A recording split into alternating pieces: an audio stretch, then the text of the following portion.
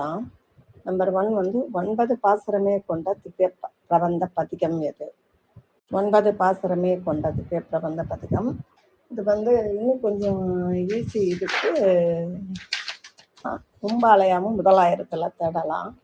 முதலாயிரத்துலையும் ரொம்ப ஈஸியாக வேணும்னு சொன்னீங்கன்னா முதலாயிரத்தில் நாங்கள் எங்கே போய் நான் திருமொழியும் கொடுத்துட்டேன்.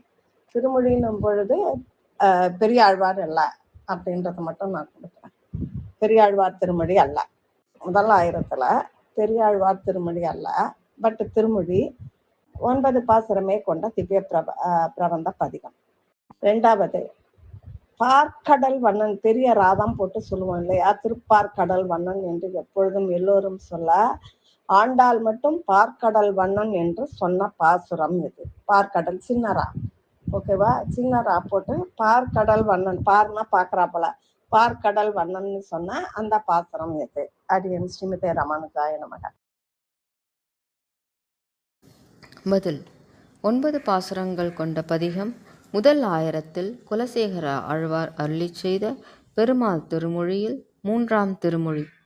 2ஆம் கேள்விக்கு பதில்: முதல் ஆயிரத்தில் ஆண்டாள் அருளிச் செய்த நாச்சியார் திருமொழியில் முதல் திருமொழி 9ஆம் பாசுரம். தொழுது முப்பொழுது உன்னடி வணங்கி தூமலர் தூய் தொழுது ஏத்துகின்றேன், பழுதின்றி பார்க்கடல் வண்ணனுக்கே பணி செய்து வாழப் பெறாவிடில்.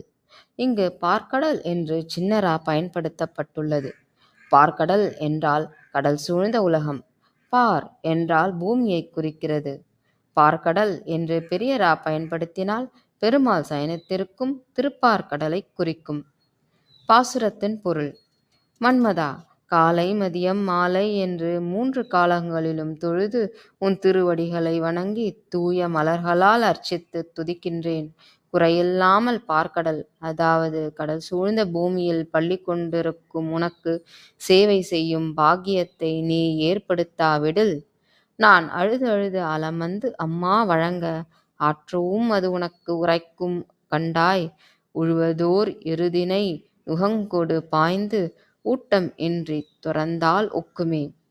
நான் அழுது அழுது வருந்தி அம்மா என்று கதற அது உனக்கு உரைக்கும், பார்த்துக்கொள்.